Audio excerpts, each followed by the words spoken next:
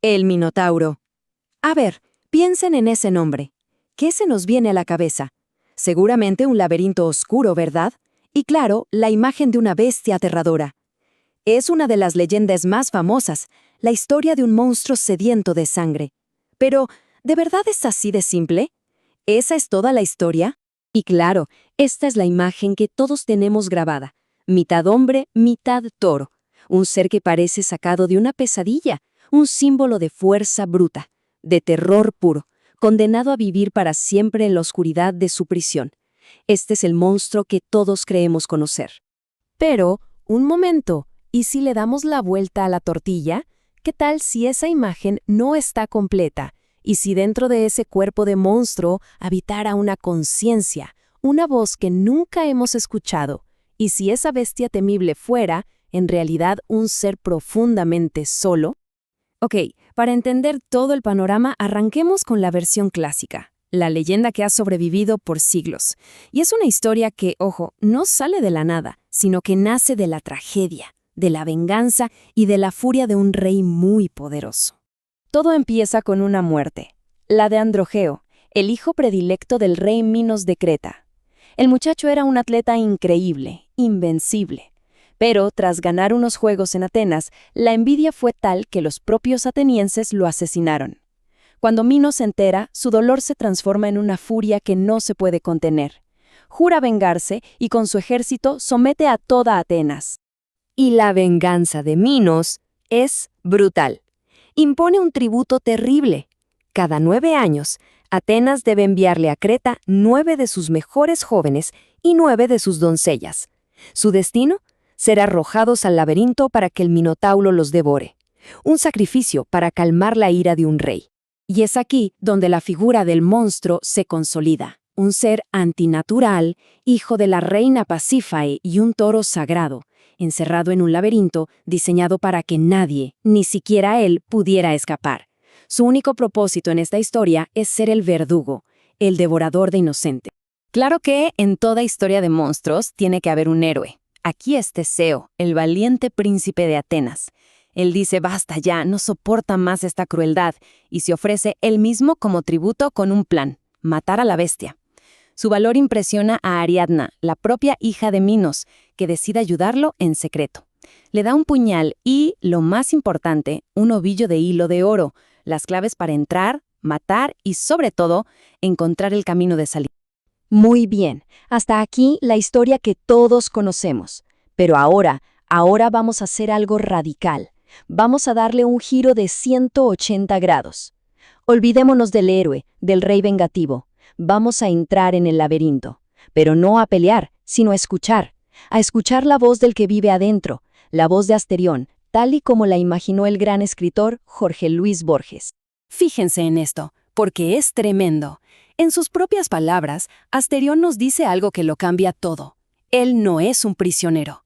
Afirma que no hay puertas cerradas, que no hay cerraduras. Él elige no salir de su casa porque el mundo de afuera, con sus caras de gente asustada, le da pánico. O sea, esto cambia las reglas del juego por completo. Para él, el laberinto no es una prisión, es su hogar. Un universo de pasillos infinitos, de patios, de aljibes que se repiten una y otra vez. Su casa es, literalmente, del tamaño del mundo. Y su vida ahí adentro es de una soledad absoluta. Él sabe que es único, que es diferente, y por eso siente que nadie podría entenderlo. Para combatir el aburrimiento, juega, corre por las galerías, se esconde e incluso se inventa un amigo imaginario, otro Asterión, al que le muestra su casa infinita.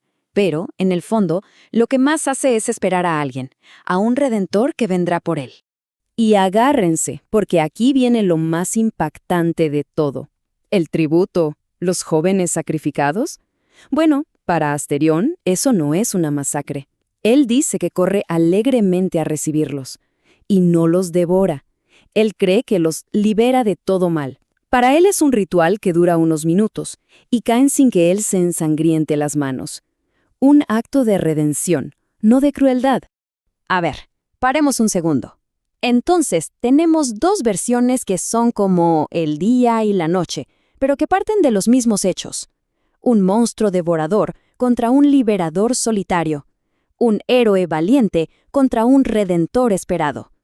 Vamos a poner estas dos realidades cara a cara. Y aquí el contraste es clarísimo y muy revelador. El mito nos da una bestia temible. Borges nos presenta un ser filosófico y solitario. En uno es un prisionero, en el otro, el amo de su propio universo.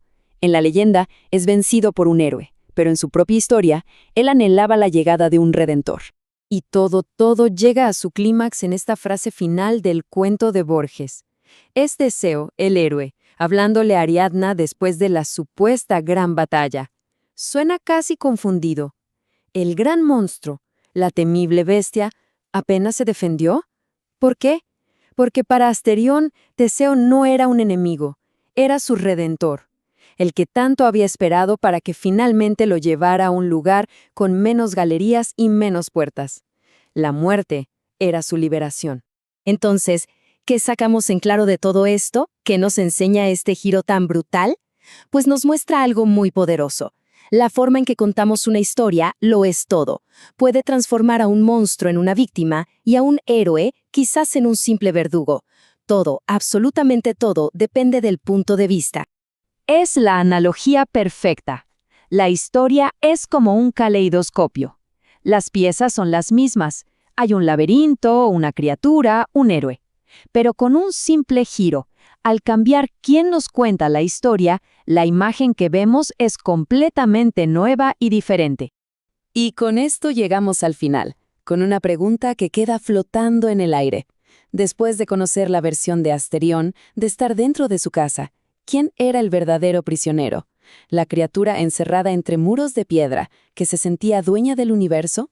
¿O el resto del mundo, prisionero de una única versión de la historia, incapaz de imaginar la soledad del monstruo?